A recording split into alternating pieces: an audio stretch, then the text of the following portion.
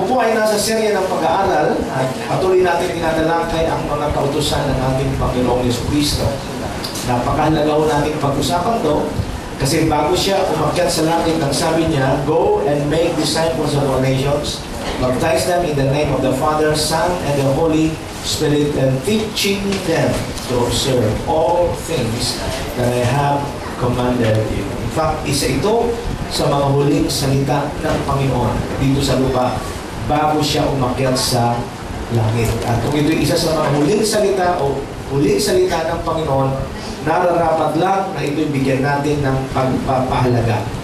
Okay? Ano raw po ang magiging benepisyo, pagpapala nito kung ito'y ating ina-apply sa ating buhay?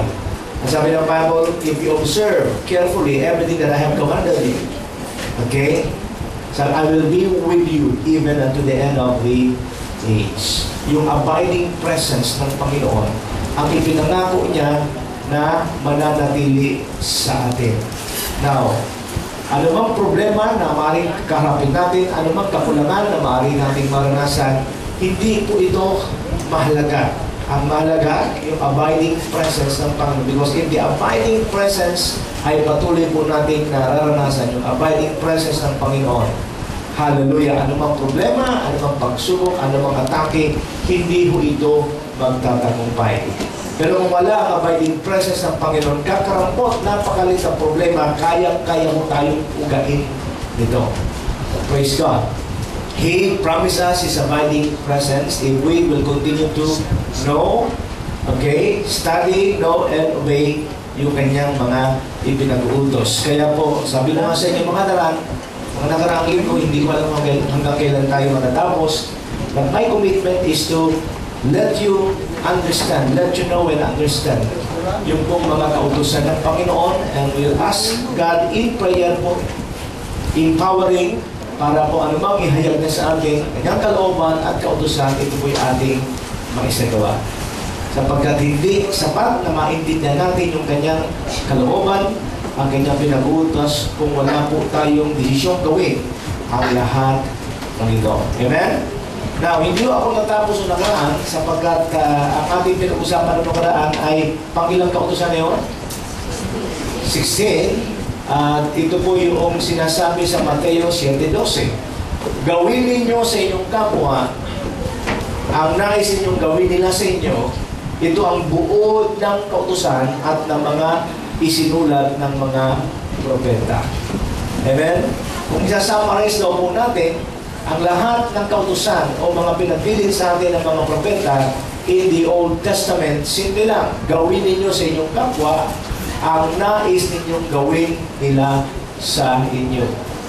So, do to others what you would have them do to you. Yan ang pang-16 na kautusan ng Panginoon na ating tinatalakay. Do to others what you would have them do to you. Gawin nyo sa iba ang nais ninyong gawin nila sa inyo. Amen? Of course, alam naman natin, no? Kung tayo po'y umaasa, nag-i-expect ng mga bagay na gagawin ng mga kapwa natin sa atin, yung makabubuti sa atin, yung gusto natin. Amen? Pero yan po ang sabi ng Bible, kinakailangan tayo muna po ang gumawa nito sa kanila para naman maranasan natin ang mga ito na ginagawa sa atin. Now, tinalaki natin na nakaraang linggo, no? Yung mga pag-uugali, no? Ang mga bagay o pag-uugali na nais natin gawin ng iba sa atin. Ano yun? Tayo ay unawain. Di ba? Gusto natin tayo ang inunawa. Hello? Sino sa inyo gusto nyo kayo inunawa? Tasalamay. Ano ang pakiramdam nyo pag hindi kayo maunawa ng mga tao? Anong pakiramdam nyo? Nasasaktan, masama ang loob, nagtatampo. Yung iba matindi. 1 taon na hindi pa makalimutan. Ano yun? Hindi man lang sila marunong umunawa. Hello, ano ba? Paano kung hindi ka talaga maunawaan? Mabubuhay ka na sa ganong sama ng loob, mabubuhay ka na sa ganong hinanakit. Hello? Andyan ba kayo? Yan ang mga bagay na gusto natin gawin nila sa atin. Tayo ay unawain. Ano ba? Tayo ay mahalin. Hello? Sino sa inyo, dinanasan nyo, gusto nyo kayo mahalin? Ang problema, yung mga tao ini-expect nyo magmamahal sa inyo, hindi nyo maranasan. yung klase ng pagmamahal. Kasi even in the way we understand what love is, baliktad pa rin, baluktot pa rin, hindi pa rin tama. Maraming Kristiyano, ang kanilang pagkakaunawang salitang pagmamahal ay one way, papunta lang sa kanila lagi. Pero pag sila naman ang inihian, ika nga ng expression of love, hindi na nila maibigay. At dito nagsisimula. Pag hindi mo na ibigay, na ipakita yung expression of love na gusto ng iba, hello? Andiyan yung mga disappointment, frustrations, at therefore, nagkakaroon tayo ng problema sa ating kapwa. Amen? Ano pa?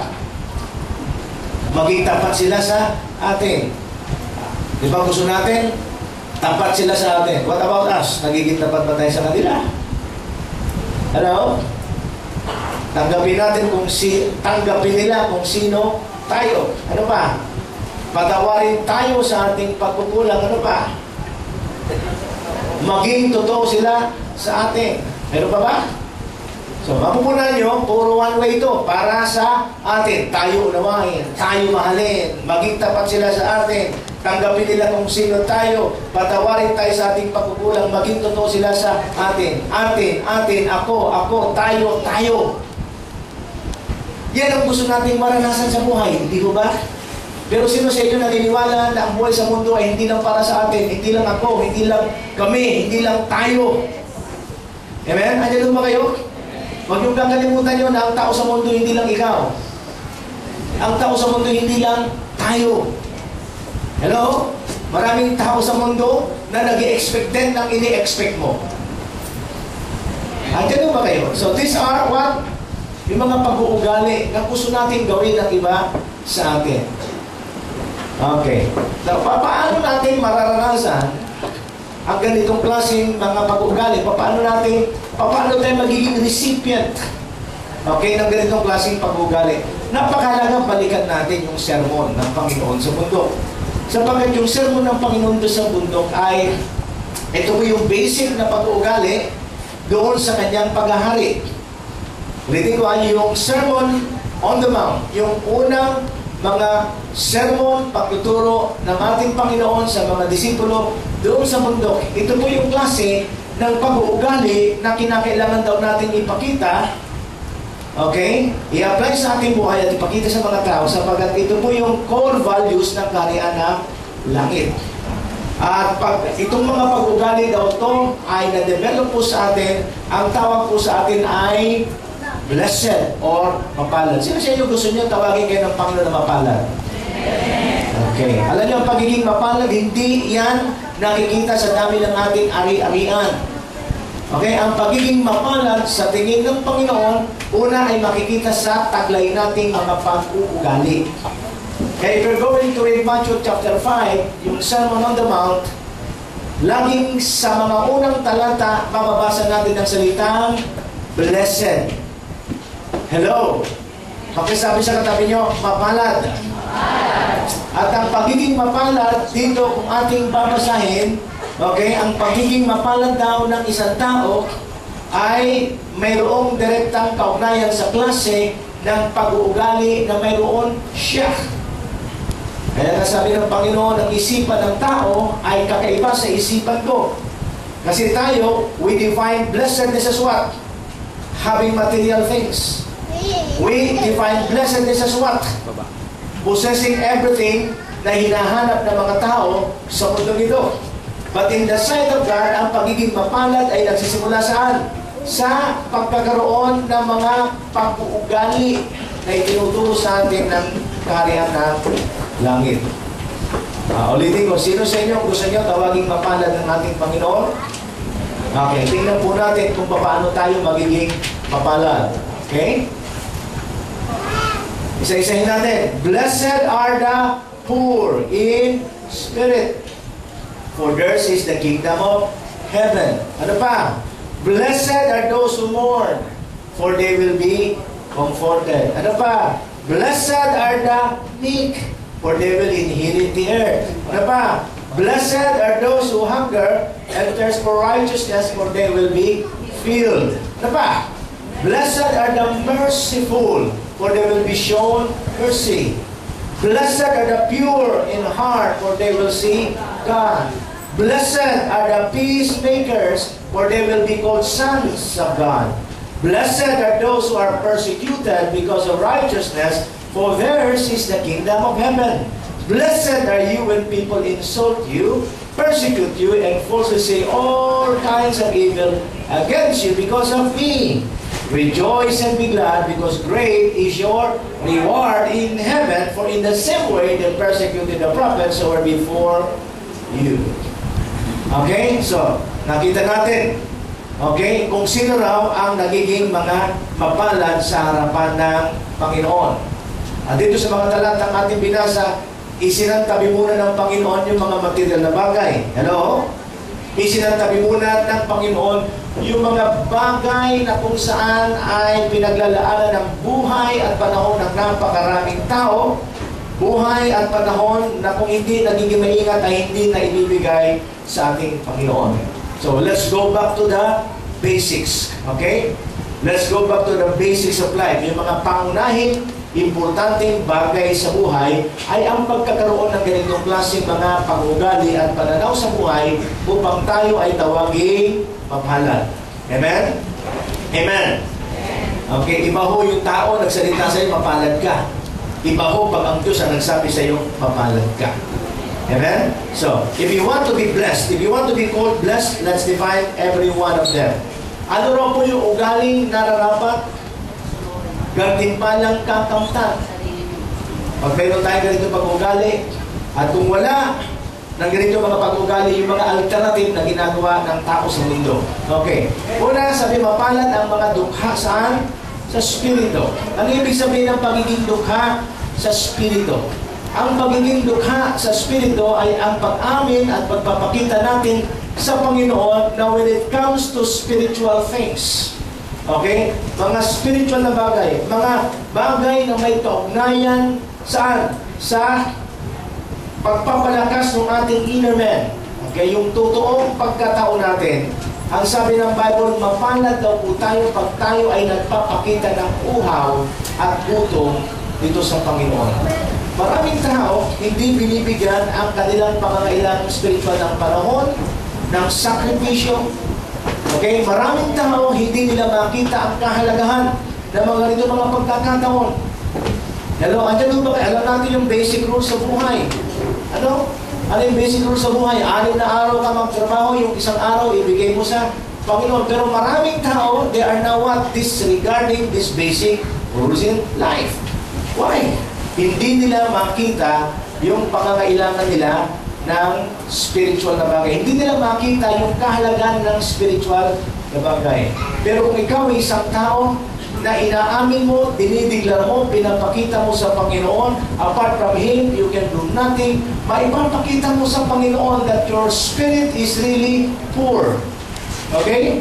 Ano ibig sabihin yan? Uhaw ka, gutom ka, kapos ka sa mga spiritual na pangangailangan mo na magiging dahilan upang tayo ay maging katulad ng isang usan na hanapin mo ang Panginoon, hanapin mo ang kalooban ng Diyos, hanapin mo ang kalakasan na nagmumula sa Panginoon at hindi ka titigil hanggat hindi mo ito natatanggap at nararanasan sa iyo.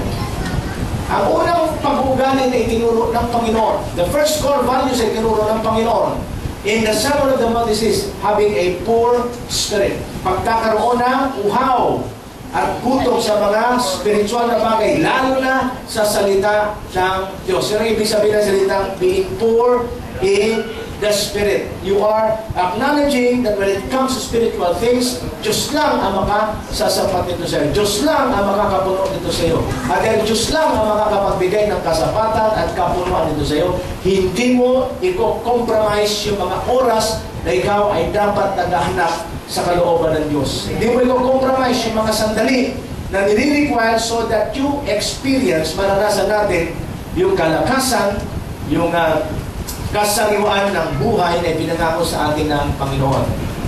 Now, if we possess that attitude, being poor in the Spirit, ano raw po ang gantimpalang kakamtan natin? Kaharian ng Diyos. Ibig sabihin niya, haharian ka ng Diyos. Hindi lahat ng tao pinaghaharian ng Diyos. Ang naghahari sa kanila, hindi si Satanas. Ang matinding naghahari sa kanila, sarili nila. Sino matinding problema? Sino matinding master? Si Satanas o sarili mo? Para sa akin, ang pinakamatinding master, sarili. Amen? Kung naiintindihan lang natin kung saan nakapreso si Satanas, marirealize natin that Satan is no longer our problem. Amen? In the book of 1 Corinthians, kung nagkakamali, o Romans and 1 Corinthians, nakalagay sa Bible kung saan nakapreso si Satanas. Okay? He is what? Underneath our feet. He is underneath our feet. God put all things under the feet of the Lord Jesus Christ. And the church is the body of Christ. The feet is part of the body. Therefore, dapat nyo maintindihan kung alam lang natin ang katotohanan. Kung naiintindihan lang natin, mga kapatid, kung lumalago tayo ng gusto, marirealize natin na si Satanas ay nasa ilalim ng ating paa. Ang ibig sabihin niyan, if we will just grow in our relationship with God, hindi nyo problema ang gawa at atake ng demonyo sa inyong buhay. Ang magiging problema nyo na lang ay si ako. Kasi matinding slave driver. Si ako. Amen? Amen. Matinding Panginoon niya. Okay, akala natin si ako, siya mismo ang Diyos. No? Hello? Now, kung makita ng Panginoon, pinapakita natin sa Panginoon that we are having or we possess an attitude that we are so full in the Spirit. We really need the Word of God. We really need the Spirit of God. Dito, mararanasan natin ang paghahari ng Diyos. Amen? Andiyan ba kayo? Sino sa inyo naniniwala na pag kayo'y pinagarihan ng Diyos, ito po ang tunay na buhay na malaya. Okay, ang pandaraya ng demonyo sa akin, pag inalaw mo raw ang Panginoon na maghari sa iyo, hindi ka na magiging malaya. Hindi ka na pwede magsabong. Hindi ka na pwede magsugal. Hindi ka na pwede mag-disco. Sa tingin nila, pag may ganyang klaseng mga pakiramdam sa buhay, hindi ka na malaya. Andiyan mo ba kayo? Kaya maraming tao ayaw dumalo sa gawain, ayaw magbasa ng Bible, kasi nga marami raw pinagbabawal. Tandaan niyo to, mga kapatid. Ano man, ipagbawal man ng Bible ang lahat, o sino man magbigay sa atin ng pagbabawal ng lahat, kung gusto mo, walang magagawa ng pagbabawal sa iyo. Andiyan ba kayo? Maski demonyo magbawal sa iyo, pag ginusto mo, walang magagawa ang demonyo. Maski Diyos ang magbawal sa iyo, pag ginusto mo, walang magagawa ang Diyos. Andiyan mo ba kayo? Pero ako'y naniniwala, ang tunay na kalayaan ay mararasan ng tao kung siya'y pinaghaharian ng Diyos. Amen. Amen? Sino pinaghaharian ng Diyos? Ito yung mga tao, mga Kristiyano na nagpapakita ng isang klase ng pag-uugali o espiritu na siya'y nangangailangan ng salita ng Diyos, nangangailangan siya ng espiritu ng Diyos, nangangailangan siya ng katuwiran ng Diyos. At pag ang isang tao ay pinaghaharian ng Diyos, hallelujah! Dahil kung sabihin sa inyo, ang buhay nyo ay pinagpala ng Panginoon. Amen? Pangalawa, sila'y nahapis. Blessed are those who mourn, sapagkat sila ay aaliwin. Andiyan ko ba kayo? Blessed are those who are mourning. Yung mga nalulungkot. Ano ibig sabihin ng mourning? Pag ang isang tao ay namatayan, nagpo-mourn yan. Ano ba mourning ang tinutukoy dito? Ha? Kasi sabi, blessed are those who mourn, for they will be comforted. Alam nyo, sa mundong ito, hindi maiwasan na may mga bagay, pangyayari, ng isang Kristiyano ay, nalulungkot, nasasaktan, naiisahan, natitake advantage. Tama? Now, pag ikaw ay nakaranas ng ganito, pag si ako ang nananatili o naghahari sa iyo, anong pwede mong gawin?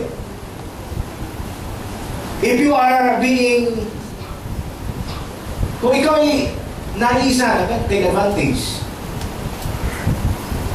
Diba? Kung may tao nagtitake advantage sa iyo, sumasakit sa iyo, okay? Minamaliit ka. At kung si ako ang naghahari sa iyo, ano ang tendency ni ako? Lumaban, Gumante, Ipakita mo na tama ka, gawin mo lahat ng pwede mo gawin, your strength, your own wisdom, your own rights, At alam natin nangyari, pag ginamit mo ito, lalong lumalala ang problema.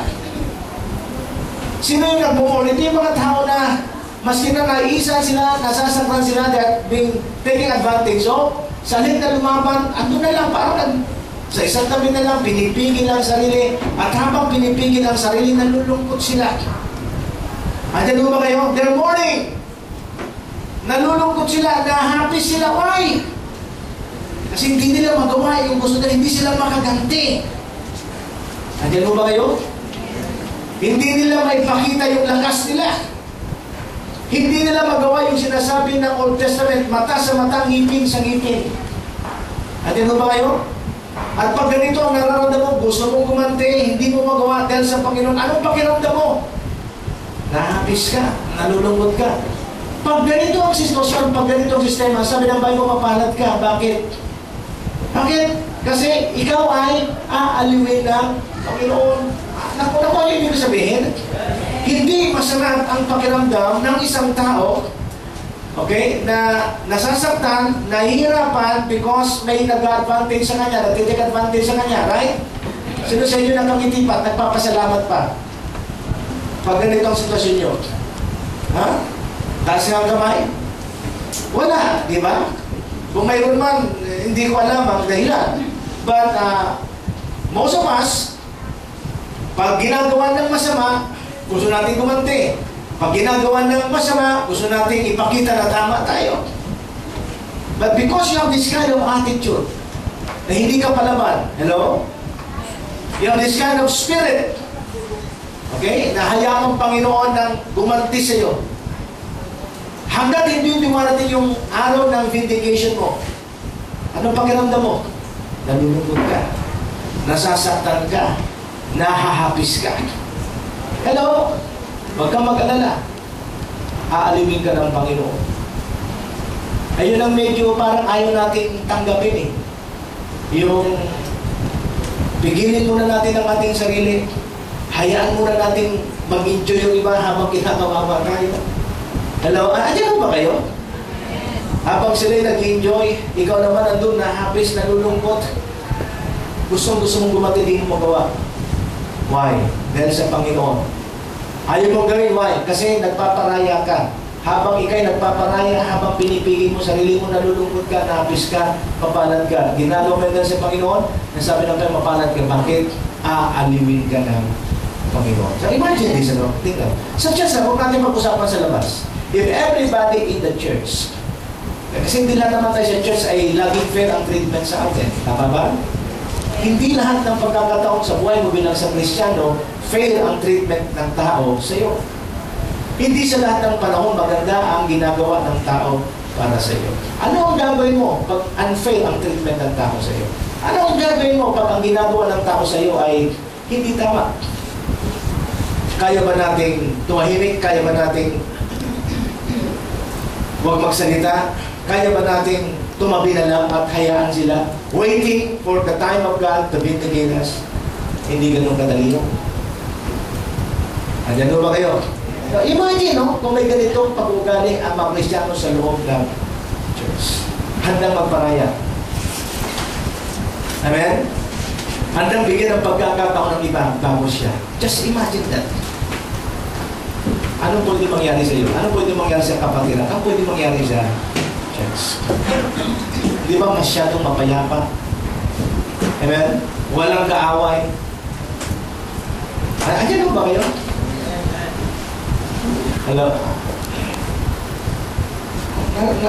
Napapakinggan niyo ako? Gusto niyo ganitong pangangaral? Gusto niyo? Okay. Sila ay aalimin. Yan ang gagawin ng plan. Pero pag hindi mo gagawin yan, ano ang alternatibo? O ang gagawin ng isang taong sa libutan?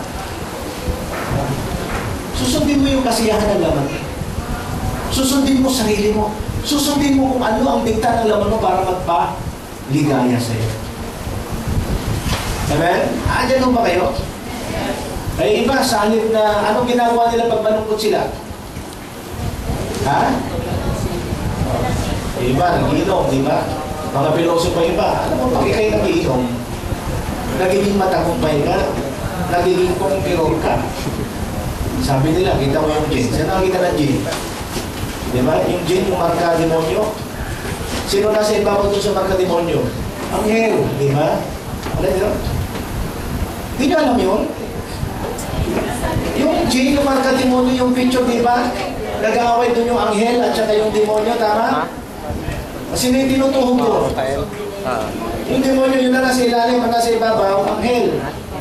Kaya yung mga pilosopo, pag ikaw ay umiinom, matagumpay ka. Kaya yung ginagawa ng iba, nawawala ang problema. Pag nakainom, ang hindi nila alam, pag ininom na, tinunggaan na, bumabaliktad na, yung demonyo na nasa ibabaw ng anghel. Diba? Kaya pag nalasing na, wala na solusyon. Bakit? Ang nagtatagumpay, hindi na yung anghel, kundi yung demonyo. Andiyan ba kayo? So, mayroong paraan ng mundo para bigyan ka ng kasiyahan sa mga sandali na kayo nalulungkot at nahapis. Pero mayroon din paraan ang Panginoon. Ano ba? Blessed are the meek. Magpapakumbaba. Isang klaseng ng ugali na gustong maranasan natin, develop natin. Meekness. Ano ibig sabihin ng meekness? Ha? Hindi lang siya pagpapakumbaba. Ang picture ng meekness ay parang isang stallion, isang kabayo. Nakakita na kayo ng kabayo? Okay, lahat tayo nakakita ng kabayo. Hindi ba personal? Sa mga picture o sa mga scene, hindi ba? Ang totoo lang, ang kabayo mas malakas sa tao. Tama? Ang kabayo mas malakas sa tao. Pero pag ang kabayo ay tamed na, okay? Kaya na siyang pasunurin ng tao. Kung saang kanto niya ito, palilikuin, susunod lang yung kabayo. Bakit? Kasi ang kabayo, bagamat mas malakas kaysa sa tao, pag ito ay tamed na, yung kanyang strength is under control. Yan ang ibig sabihin ng salitang meekness. Wala. Yan ang ibig sabihin ng salitang meekness. Strength under control. Papagal daw ang isang tao na ang lakas niya ay kontrolado ng Panginoon. Amen? Okay? Yung meekness, hindi ibig sabihin niyan ay weakness. Okay? Huwag niyong ipagkakamali na yung meekness, strength under control, ay weakness. Parang hindi lahat ng taong nagpaparaya, mahina. Wala kang kamalay-malay, akala mo mahina yung tao dahil siya nagpaparaya, hindi lumalaban. Wala kang kamalay-malay, napakalakas yan. Kaya na marunong yan.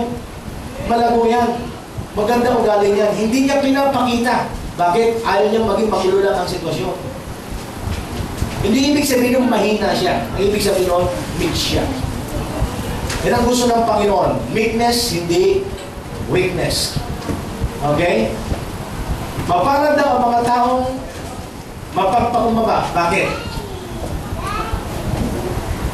Tatanggapin niya yung pangako ng Panginoon. Actually, napakaraming pangako ng Panginoon.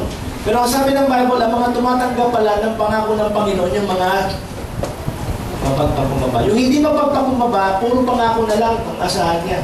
Hindi kataparan ng pangako ng Panginoon. So, isang palatandaan pala na dapat nating siyasatin sa ating mga sarili kung mayroon tayong pangako ng Diyos na inaasahan, pinananampalatayanan, pero hindi pa natin natatanggap, baka isang area ng buhay na kung saan ay naging hadlang, baka wala mo tayong weakness sa ating buhay, sa ating spirito.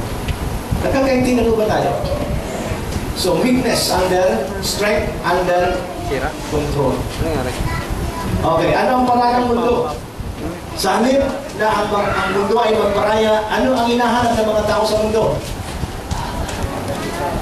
Yung self-promotion. Tama ba? Gusto kong makilala ka, samantalang yung may mga taong nagtataglay ng weakness, makikita mo yung kababaan niyan, makikita mo yung hindi pagpapatanyag ng sarili. Yung mga tao na sobrang taas ng spirito, taas ng pag-ugali, ang gusto niya, no?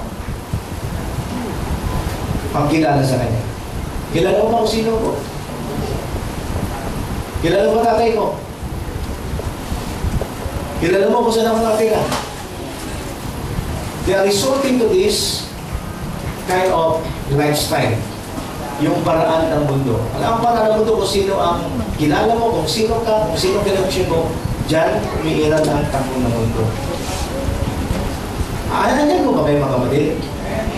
So, pangatlo, sabi ng Bible, blessed are the meek. Pangapat, blessed are those who are hunger and thirst for righteousness. Ang katuwiran, kung kapasan natin sa English, dapat ito ay kinauuhawan.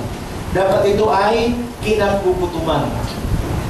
Blessed are those who are thirst. Blessed are those who are hungry for righteousness. For they shall what? Be filled. Lahat tayo bilang Kristiyano nagnanasa ng katuwiran. Andiyan ba kayo? Ano yung ibig sabihin ng katuwiran? Righteousness. Sino sa inyo mahilig makipagdebate sa Diyos? Ibig sabihin mahilig makipagdebate. Yung pag sinasabi ng Panginoon sa iyo, itong kalooban ko, pero pinipilit mo sarili mo. Unrighteousness yun. Ang ibig kasi sabihin ng salita, righteousness is right standing with God. Amen? Right standing with God. Kung early in our Christian life, aaminin natin na yung paraan natin, most of our ways ay hindi kalooban ng Panginoon. Early in our Christianity, early in our Christian life, we acknowledge this. Kapatid, dito uusbong yung pagnanasa, dito usbong yung tauhawan, dito usbong yung kagutuman sa katuwiran ng Panginoon. Pag nakita ng Panginoon yung thirst and hungry for righteousness, ang pangako ng Panginoon, ikaw ay kanyang pupus-pusin.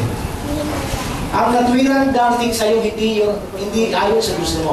May nakalagay sa Bible yung self-righteousness natin na ikinumpara ng Panginoon saan? Sa isang maruming basahan.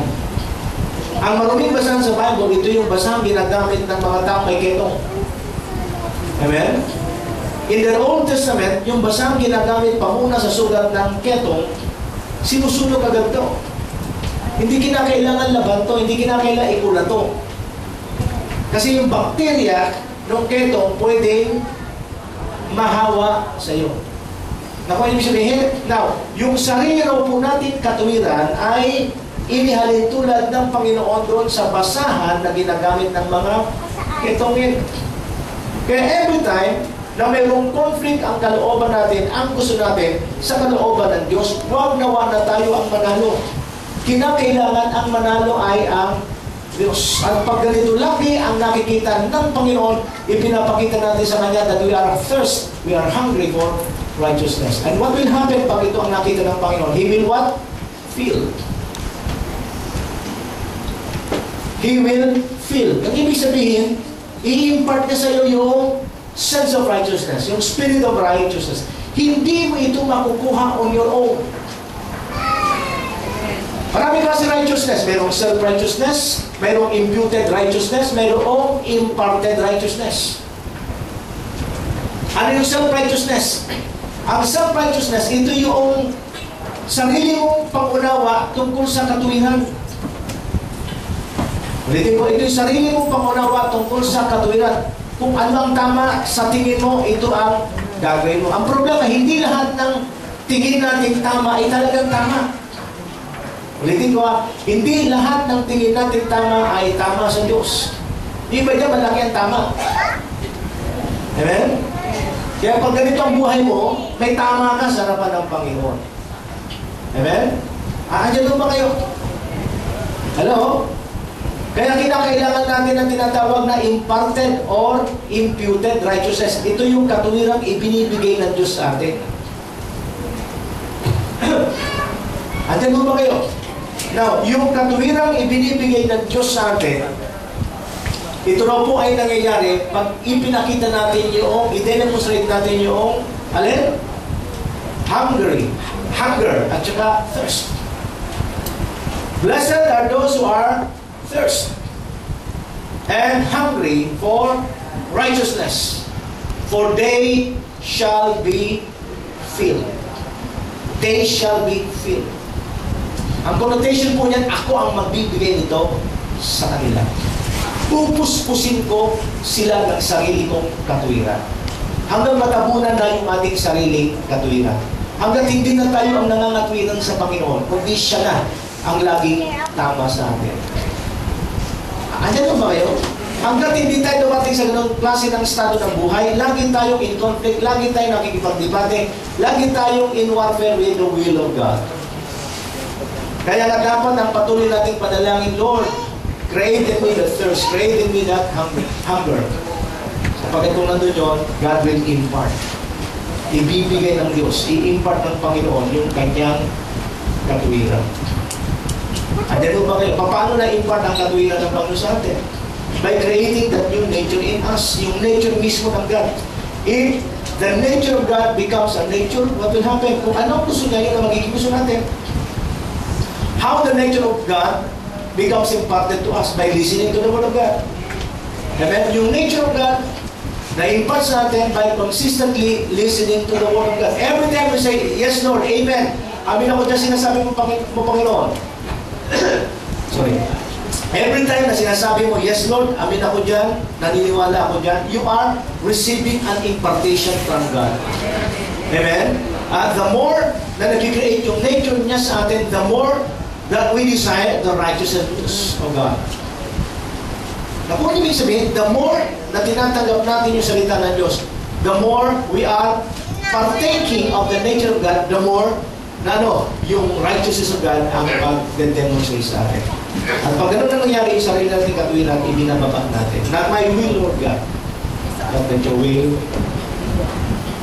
be done. For they shall be filled. Pag sarili mo katuwiran ang gusto mo, hindi ka pupuspusin ng Panginoon. Ano ang gusto mo? Sariling katangian. Blessed are the what? Merciful. Number 5. Blessed are the merciful. Mapalad daw po yung alin? Sino? Mahabagin. Sa batas. Mapalad daw yung mahabagin. Bakit? Sila ay kahahabagan.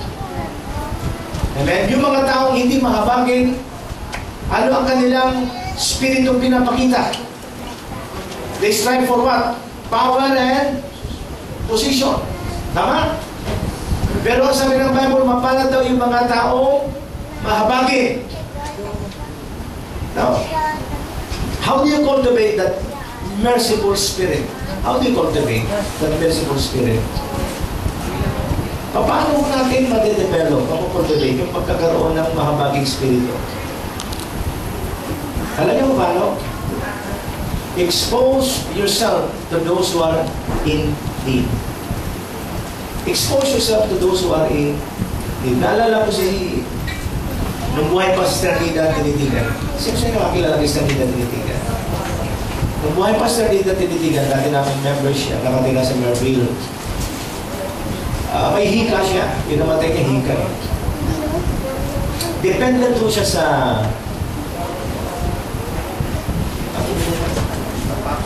steroids. Dependent na siya sa steroids. At may nebulizer. May oxygen din. Yung mga huling panahon na kanya buhay, may oxygen na rin.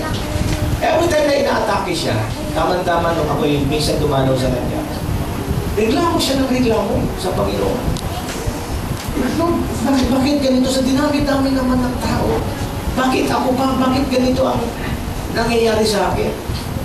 So every time na may atake siya, maaaring hindi siya magreklamo. Isang araw, ina-atake siya, wala siya magawa, binuksan niya yung TV.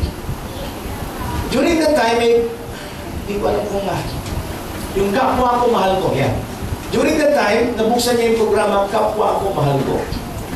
Doon sa Kapwa Ko Mahal Ko, may isang pasyente, isang taong may sakit, na mas matindi pa yung problema sa kanya at nananawagan doon sa TV. Now, siya may problema, siya may sakit, hinihika, at nagrereklamo. Pero maski siya hinihika, maski siya may sakit, ang kanyang kwarto ay air condition. Hello? Nasa isang subdivision, naka-aircon siya, andun yung gamot niya, andun yung nebulizer niya, at andun din yung oxygen niya. Samantala, nung makita niya yung nananawagan sa TV, nakusap si Lord sa kanya. Ang tanong ng Lord sa kanya, pwede sa akin, sino ang mas mapalad? Ikaw o yung babae? Tingnan mo tinutulong siya ng Panginoon. Kasi reklamo siya ng Panginoon. Yung babae yun, walang panggamot kaya nandun sa studio. Pumila muna ng napakahaba yun bago bigyan ng pagkakataon. Okay? Nagmamakaawa, humihingi ng tulong.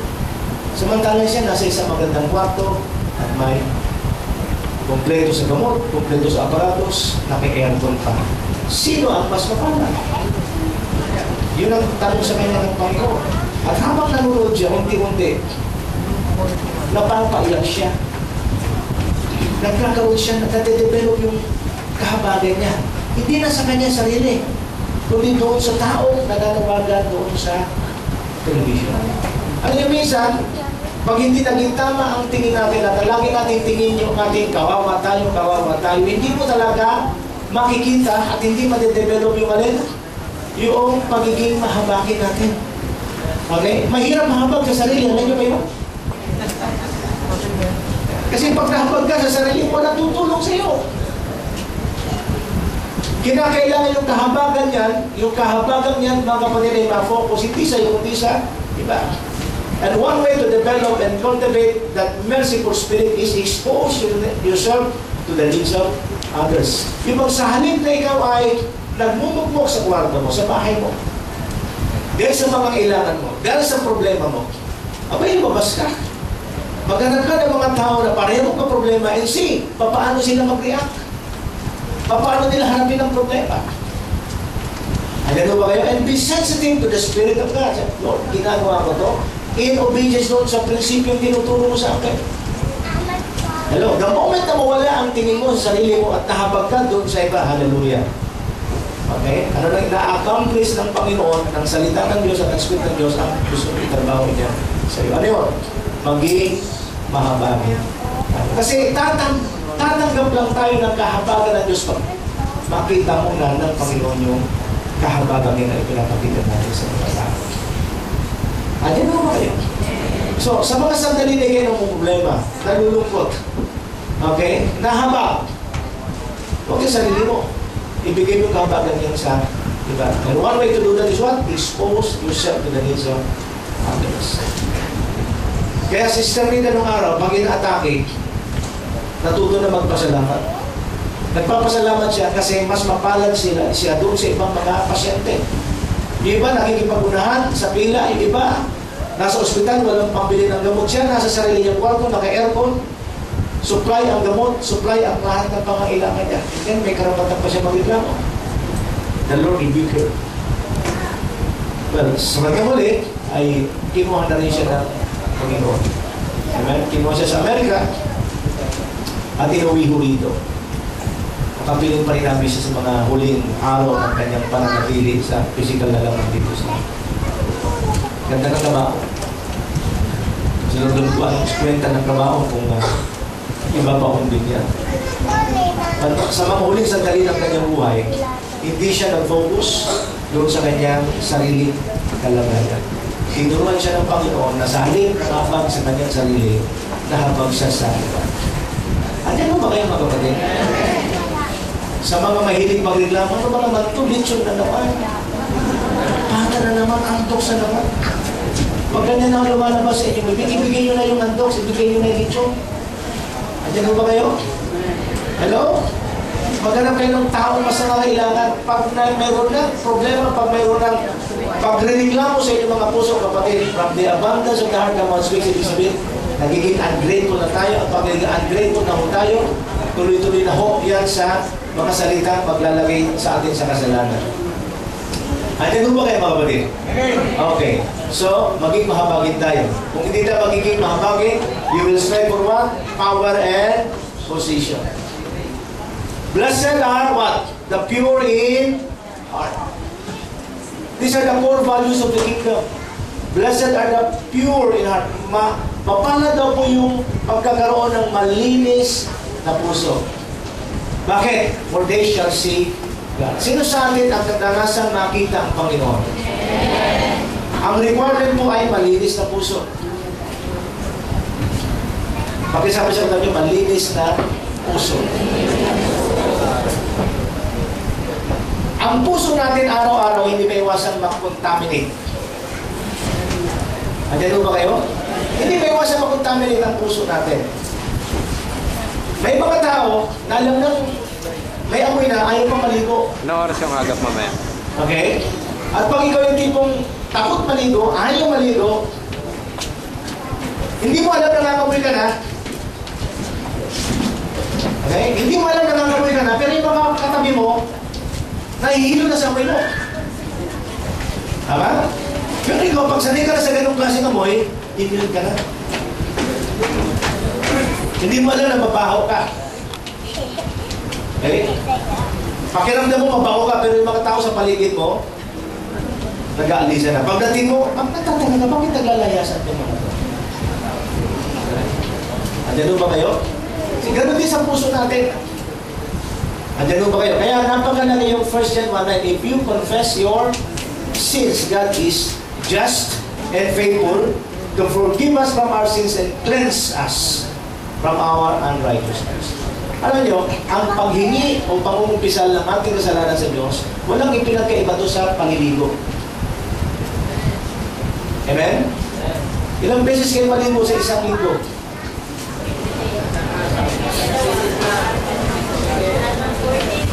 At least pinakababa natin isang beses isang araw. Tama mo ba ko? Ano ang purpose ng pagpapaligo? Maging malinis, yung mga banil, mga libag ay mabawasan. Pero alam niyo, pag-gising mo kinabukasan, o kaya bukas naman, mas kinaligo ka bago matulog. Pag-gising mo bukas, feeling mo, kinakailan maligo ulit. Why? Kasi may pakiramdam kang marumi ka. Di ba pag nakakapaligo ka, yung preskong pakiramdam, feeling mo talaga napakalinis ka. Same with our heart. Araw-araw, nagko-contaminate yan. Kaya nga sabi ng Bible, Lord, I have hidden your word in my heart that I may not sin against thee. The only way for our hearts to be immune, okay, para ma-immune sa contamination, gawa ng kasalanan is what? Fill our hearts with the Word of God. Kasi pag ang salita ng Diyos ay nandun na sa puso natin, napupuno ng salita ng Diyos ang puso natin, walang pinagkaiba doon sa isda na nasa dagat. Bagaman siya'y nandun sa dagat, hello, yung alat ng tubig dagat ay hindi nakaka-penetrate sa kanyang laman. Ano sa palagay yung dahilan? Bumili kayo ng isang dagat, lapu-lapu, galunggong. Ano pang isang dagat? Galunggong, lapu-lapu, hasa-hasa, alakito, maya-maya. Pag hindi mo ito aasinan, walang lasa ito. Tama ko ba mo?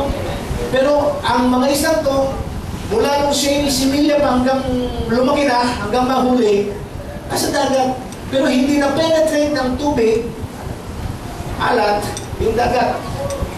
Pero subukan mong linisan ito, tanggalin ng asap, tanggalin ng bituka, i-marinate mo sa toyo. Ang daling mag-penetrate ng alat ng toyo, o lagyan mo na kasi, ang daling mag-penetrate.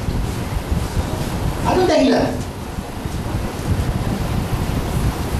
Ano kaya dahilan? Nung buhay pa yung isda, insulated siya, di ba? May built-in insulation na nilagay sa kanyang Panginoon para hindi makapasok yung alat. Pero nung patay na siya, didikit na yung alat. Ang gano'n ba kayo? Mga kapatid, simple lang ang gusto ng Panginoon natin. I-insulate natin ang ating sarili. Punuin natin ang ating sarili ng salita ng Diyos. Kasi pag napuno ng salita ng Diyos ang ating puso, lahat ng contamination ng mundo, nagtatry niya, nag-attempt niya na pumasok. Pero kung nauna ng salita ng Diyos, i-reject niya. I-reject niya. Atin ba kayo? Pero pag patay ang spirito mo, hello, patay ang spirito mo, wala kang buhay sa Panginoon, lahat ng contamination, pollution ng mundo, i-absorb mo. Kaya sa mga taong contaminated ang puso, yung pagmumura sa kanila, walang problema. Yung fruit of their lips is pagmumura, hindi kasalanan sa kanila. Nature na nila yun. Bakit naging nature? Walang salita ng Diyos. Pero kung ikaw yung may salita ng Diyos, yung nakapagmura ka dahil, di ba may mga Kristiyano pamali-mali? Di ba? Wala pa sa Panginoon, pamali-mali na siya. O expression na ng kanyang bibig yung mura. Nakakilala sa Panginoon. Ginulat mo. Nung ginulat mo kung ano nagputangan mo ba sa bibig.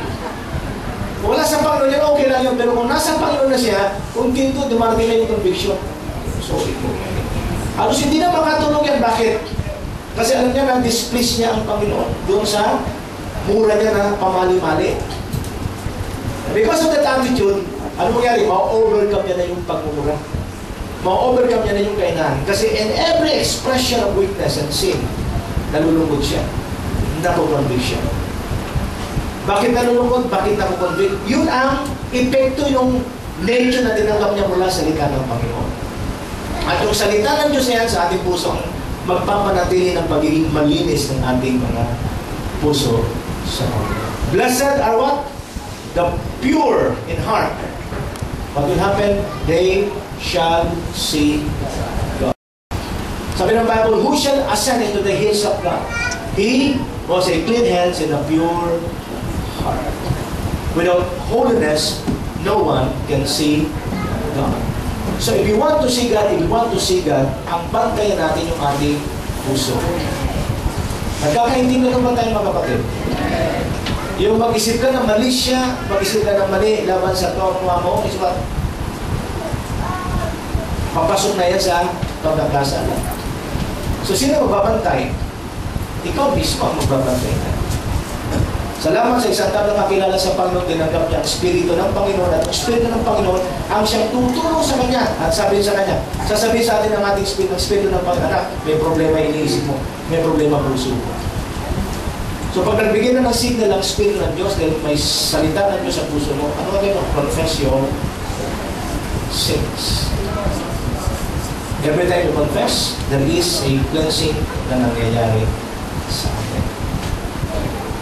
Blessed are the pure in heart, for they shall see God. Ang paraan ng mundo, kagandahang panlabas. Hindi panloob. So the way of the world is what? Yung panlabas ang inaayos. Ang tawag yan is what? Pakisabi sa katabi nyo, hypocrisy. This is the opposite of malinis na puso. Pinapakita mong tama ka, maayos ka, malinis ka, outwardly lang.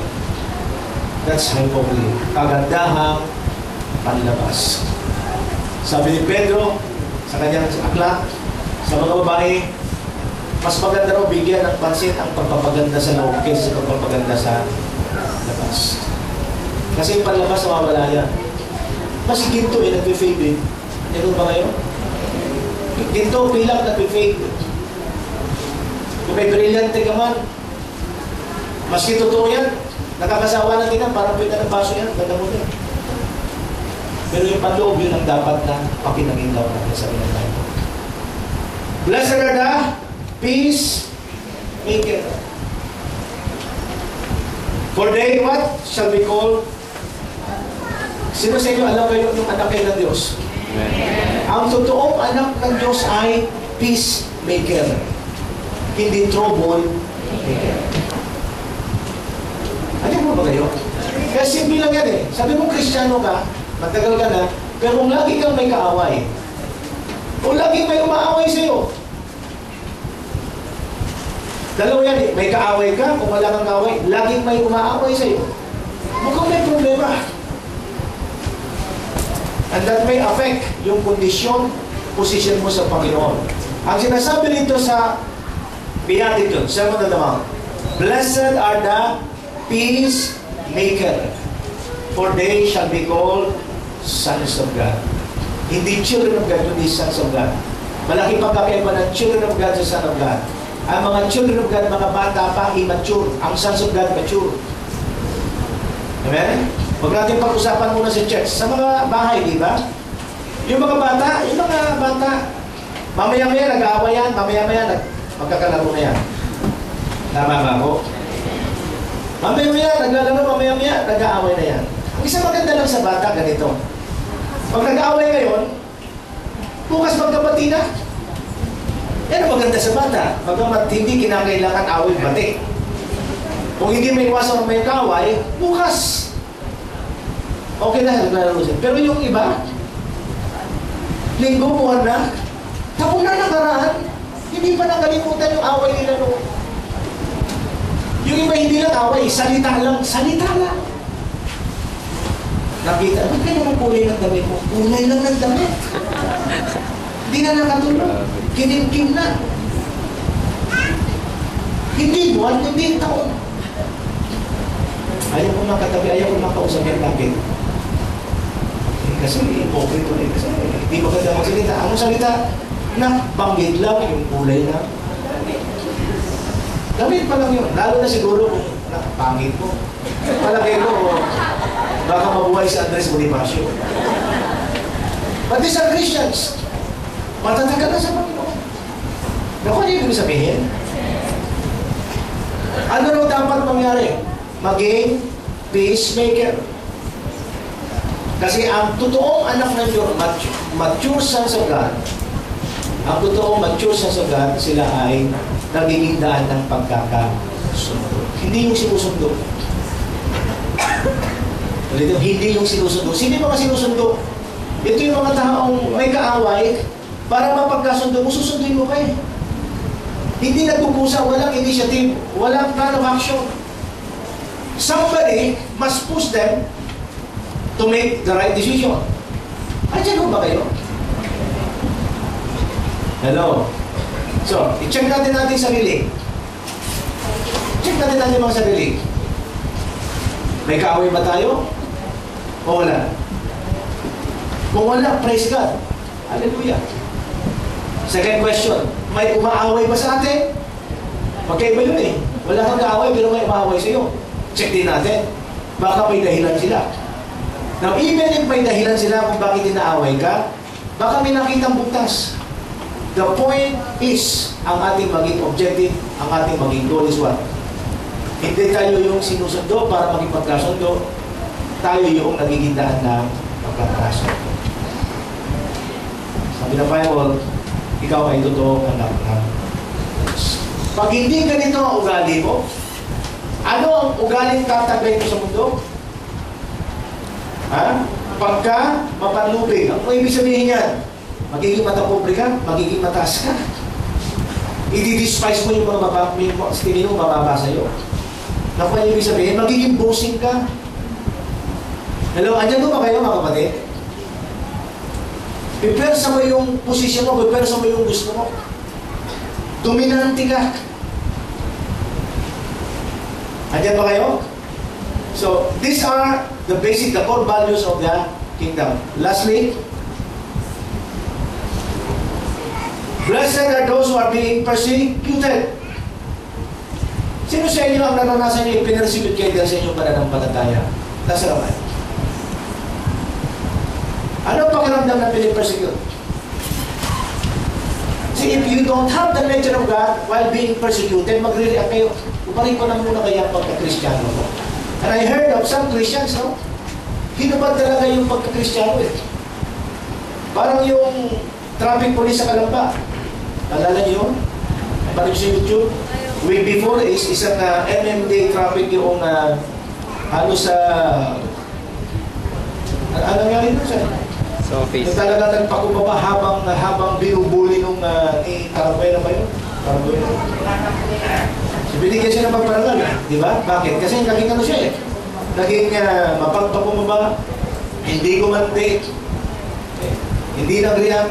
Mahawa ka talaga eh. Mahawa ka talaga.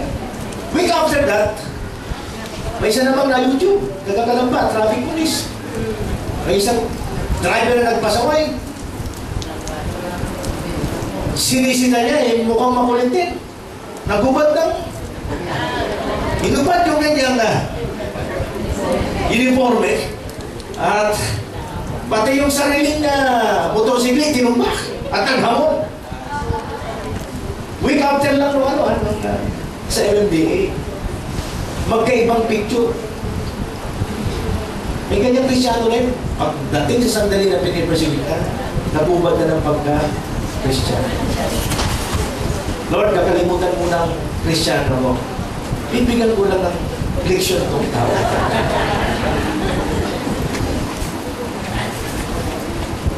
Ano ba kayo? Parang si Kristo nakapako, bumaba ulit para bigyan ng leksyon yung tao. Hindi ka sabi ko, blessed are those who are being persecuted because of righteousness. Tama ba? Because of righteousness. Why? For theirs is the kingdom of heaven. Yung isa, kaharian ng Diyos. Ito naman, kaharian ng langit. It should be kaharian ng langit. Kingdom of God, paghahari ng Diyos. Kingdom of God.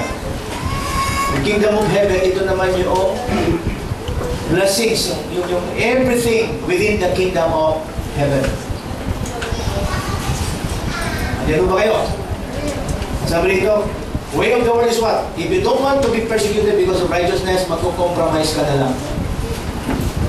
Now, itong mga talatang ito, ugaling nararapat, kinakailangan ma-cultivate, ma-develop sapagkat kung itong mga unang pag-ugali na pinapakita natin sa tao, yun din ang aamihin natin mula sa kanila. Without this attitude, no? Without this attitude, as taught by the Lord Jesus Christ in the Sermon on the Mount, mahirapan po natin magawa yung golden rules. Ano yung golden rules? Ano yung golden rule? Do unto others what you would have them do to you. So, ano yung prinsipyo ng kaya ng langit when it comes to the golden rules? Ang prinsipyo ng kaya ng Diyos when it comes to the golden rules. First, gawin muna natin sa iba. Gawin muna natin sa iba ang nais natin gawin nila sa atin. Ibig sabihin, don't expect others to do it for us. Na hindi muna natin ito ginagawa sa iba. Sa madaling salita, usapan dito, gawin mo muna. Gawin mo muna. Gawin muna natin. Wala tayong karapatang mag-expect sa iba na gawin nila ito sa atin kung hindi natin ito ginawa sa iba. Nakuha niyo ibig sabihin? Parang ganito eh. Gusto mo umani? Galing ka muna. Amen? Pag ikaw ay nag-ani na hindi ka una nagtanim, hindi pag-aani tawag doon pag nanakaw yun. Imagine nag-aani ka. Hindi ka pa nagtatanim, nag-aani ka na. May problema riyan. Nagkakaintindihan pa tayo. Yung mga pag-uugaling gusto natin maranasan natin mula sa iba, hindi mangyayari yun kung hindi muna tayo ang nagtanim dito sa kanila. Andiyan ba kayo? Alam mo kayo sa Facebook, open eh. Meron ako mga kapatid ang nababasa, kamag-anak, kapatid, na nagpo-post sa Facebook. Mag-ingat sa mga ahas, nasa tabi-tabi lang yan. Sinusundan ko yung gano'ng mga taglines. Okay, pag binuksan ko, may mga, ano yan, may mga kaaway na. Nakuha niyo ibig sabihin? Mag-ingat sa kaibigan na nakingiti sa'yo. Nagpagtalikod mo, sasaktan. Ang malungkot, mga kapat, mga Christian may ganun kasi mga sa Facebook. Alam ko ibig sabihin nito, may kaaway ko. Gusto niyo sabihin ko kung sino? Gusto niyo sabihin ko? Huwag na lang. Punta na lang sa Facebook. Baka nandun din siya. Kasi kung friend mo yan, mag-a-appeal yan doon sa Facebook eh. Nagkaka-internet ko mga tayo. I mean, huwag nyo nang ikalat sa iba yung virus na nasa sa'yo. Hindi ko, may kalat kung may kasamaan ko. Huwag nilagay sa Facebook. Bakit? Kakalat yan eh. Naapektuhan. Mamaya, babasa yan ng iba na, ako kaya tinutukoy nito? Ako kaya? Di ba? Eh, hindi rin masagot. Yung tanong na yun. Pag nagkita kayo sa church, ano na kayo? Naging iwasan na. Nag-iingat na yung isa eh. Dahil may kaisipan siya, palagay ko, ako yung tinutukoy nito. So everybody is a suspect. Pag ganyan ang pananaw mo sa mga tao sa Diyos, everybody is a suspect, hindi magandang breeding ground. At that's a breeding ground for the devil to destroy relationships. Kaya kung mayroong sama kayo ng loob sa isang tao, ilagay sa Facebook. Amen? Amen? Anya-anya mo ba kayo? Sa susunod, pag may nakita ko, magko-comment ako. Pag nag-comment ako dyan, burahin nyo na lahat dyan. Nagkakaintindihan mo ba tayo? Huwag nyo gamitin yung social media para maging instrumento o mapaglagyan ng mga bitterness ng heart ninyo. Hindi maganda. Amen? Andyan mo ba kayo? Lalo ba't mga kaibig-ibigan? Isa may nabasa ako, kakilala namin ni sabi mo nga ba? Mukhang may kaaway eh. Talagang isang linggo naging series yun. Isang linggo. Mag-ingat sa mga ahas na kaibigan. Salitang ahas na kaibigan. Ang problema, ang dami mga kaibigan. Sino sa mga kaibigan mo ang ahas? Hello? Ano mo ba yun? So, huwag nyo gamitin instrumento ang Facebook para tapunan ng basura ng puso. Meron din akong nabasa ng Facebook, pastor pa naman. Sinisingil yung pastor doon sa utang. Naka-Facebook. Kilala ko ba naman? Hindi ka na nahiya. Tagal na lang yung utang mo. Huwag nyo, maningil kayo, huwag nyo sa Facebook daan. Makatag yung pangalan, no? Please, ha? Kasi mas tama kayo, hindi na magandang pag-ugali yun. Ngayon, kung kayo naman ay sinisingil at talaga naman ayaw ng madeklara. Kasi nakalagay din naman sa Bible, ilihim, it will be shouted sa ibabaw ng bubong, papangalandakan niya. Huwag nyo na hintay mga Facebook yung mga pagkakautang ninyo. Kayo ng gobyerno, mayroong group. Lahat ng mga top criminals ng Pilipinas, pinag-usapan yung pwede ni Facebook. Ano yung sabihin? So, same din, no? Kung meron mga atraso tayo, sa ating kapwa, huwag nyo hintayin. Kasi hindi mo alam ang laman ng puso ng tao kung paano gumante. At mahirap yan pag na-Facebook kayo. Andiyan mo ba kayo? Hello, yung mga walang account sa Facebook, okay lang. Isa po sa... Mukhang hindi nila ako na pinag-usapan dito. Okay lang. Pero may mga account sa Facebook, mag-iingat. Si Riza, tsaka yung... Yung mga pa-like ninyo. Okay? Next. Gawin muna natin sa iba. Sabi ng Bible, it's a principle. Ano rin yan? Pasensya na kayo sa pagsalita ko. IT yun eh, dalawa. Do not be deceived. God cannot be mocked. A man preach what he sows. Huwag kayong panadaya. Huwag kayong mandaraya. Hindi. Karoon ka ba? Tomboy. God cannot be, hindi natin pwedeng gawin ng Diyos. Ano ba ang hindi natin ng tao? Yun ang kanyang malinaw? So, tanim mo na. Gusto nyo gawin ng iba ang mga bagay na makabubuti sa'yo? Magtanim ka muna. Huwag ka munang umasa sa iba na hindi mo pa ginagawa ito sa kanila.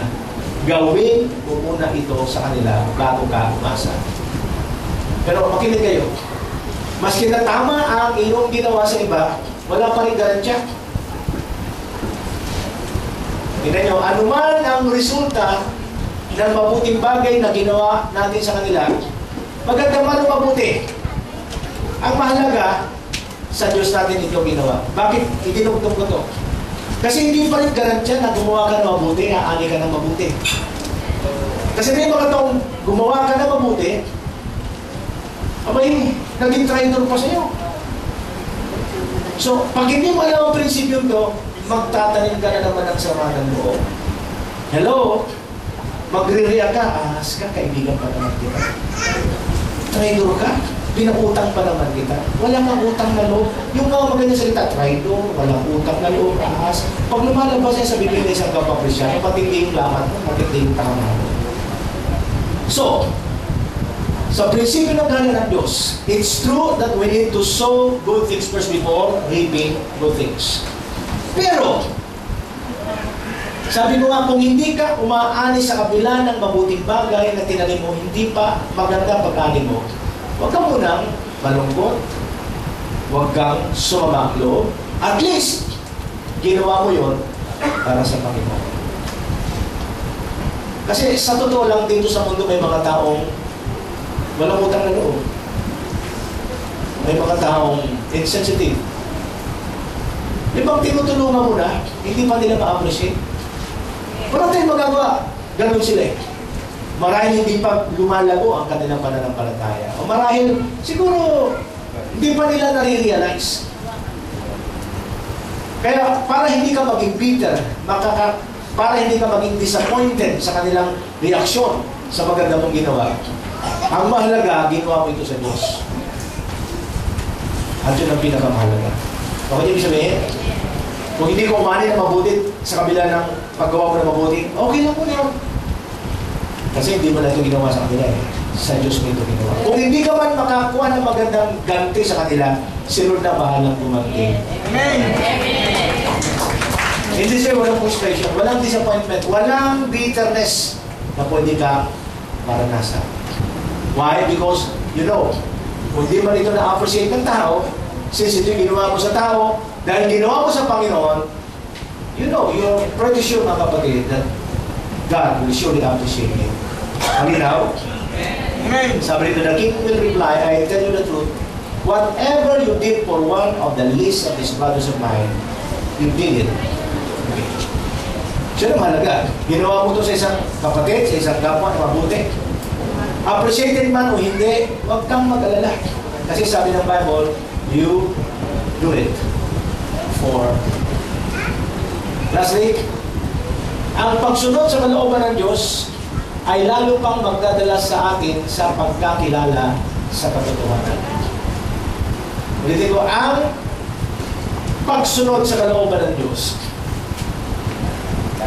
kung ani ka man ang mabuti o masama, as long na ito'y sinusunod mo ayon sa kalooban ng Diyos, ito pa ang lalong magdadala sa isyan sa pagkakilala sa katotohanan. Saan yan makikita? If anyone chooses to do God's will, napakagandang talanta yan. If anyone chooses to do God's will, he will find out whether my teaching comes from God or whether I speak on my own. Nakita niyo to? If you chooses, kung piliin mo raw na gawin ang kalooban ng Diyos, you will find out. Saka mo lang malalaman. Yung iba, gusto nila malaman muna bago gawin. Ridiculous. Tingin dito ha. If anyone chooses to do God's will, kaya napakahalaga malaman natin yung kalooban ng Diyos. And then you decide, do it. He will find out whether my teaching comes from God or whether I speak on my own. Ito naging dilemma ni Jesus Christ. He is teaching, he is preaching about the values of the kingdom. Pero maraming tao nagda-doubt sa teaching niya. Nagda-doubt. At pag nag-doubt, of course, hindi nila magagawa yung kalooban ng Panginoon. But there are people na talagang so sa sinasabi ng Panginoon, they decided to do the will of God, and they are the one who will find out. Ibig sabihin yung discovery, the discovery of the truth, Kapaayos. may come later. Ayan ko ba? Sometimes, yung pagkakadiscovery natin sa katotohanan ay huli na kung dumating. Basta ang mahalaga, kung ano man ang ipinahayag, plain and simple sa atin ng Diyos, patungkol sa kalooban, gawin natin. And then later on, the discovery of truth will. Ayan mo ba kayo? Amen. Hindi lang yung to see is to believe. Minsan kinakailangan mo ng manampalataya bago mo makita. So if anyone chooses to do God's will, he will find out whether my teaching comes from God or whether I speak on my own. Now, he who speaks on his own does so to gain honor for himself. But he who works for the honor of the one who sent him is a man of truth. There's nothing false about him. Speaking of himself. Kasi hindi siya pinaniniwalaan eh. Okay? At sabi, but he who works for the honor of the one who sent him is a man of truth. Di ba sabi ni Jesus, I come to do the will of him who sent me. Okay? Nasabi ng Bible, to the Jews who had believed him, Jesus said, if you hold to my preaching, you are really my disciples, and you will know the truth will set you. Sino sa inyo gusto nyo patuloy na maging malaya? Ano ang proseso para maging malaya ang isang tao? Number one, hold on to the preaching. Ibig sabihin yan, magpatuloy ka. Sa ibang translation, if you continue to my preaching, hold on to my teaching, then you are what? My disciple. So ang totoong mga disipulo raw, ito yung mga nagpapatuloy sa pakikinig, sa pag-aaral, pagsasagawa ng mga kautusan ng Panginoon. If you continue to my teaching, if you hold on to my teachings, then you are my disciples. At sabi ng Bible, then you will know the truth. Sino ang makakaalam ng katotohanan? Not the believers, not the members, but the disciples. Then you will know the truth. And knowing the truth will set you free. Maraming mga bagay sa ating buhay, nakatanikala tayo. Alam niyo ba, there are Christians na nasa tanikala ng galit, tanikala ng hindi pagpapatawad, tanikala ng puot. Nandiyan mo ba kayo? Masing Kristiyano na, nasa tanikala pa. At sabi ng Bible, if you will continue to my teachings, then you are my disciples. My disciples will know the truth. And the truth will set us free. Totoo na tayo pinalaya ng Panginoon nung tayo tumanggap sa Panginoon. Pero may mga pagkakataon sa buhay ng maraming Kristiyano. Hello? Na mga mayroong pang mga kanikala na hindi pa natatanggal. And the only way na hindi matanggal is what? Let's continue to the Word of God. Let's continue to the teachings of the Lord Jesus Christ. Let's continue to become a disciple until one day, maranasan natin ang tunay na pagpapalaya ng Diyos sa lahat ng mga bagay doon sa ating Panginoon. Malinaw mo ba? Now, ito pong ating tinakay ngayon, do to others what you would have them do to you, is a golden rule na sabi ng Bible, kinakailangan natin isigaw. Okay? Gawin muna natin sa iba. Meron pong pag-uuto siya. Gawin mo muna sa iba. Ang nais mong gawin nila. Kung gusto mo mabuti, anihin ninyo, gumawa na mabuti. Pag masama, tiyak. Masama ang anihin mo. At huwag ka na magtanong, bakit ganito inahin mo? Amen? The golden rule is what? Do to others what you would have them do. So, tayo lahat ay Hallelujah.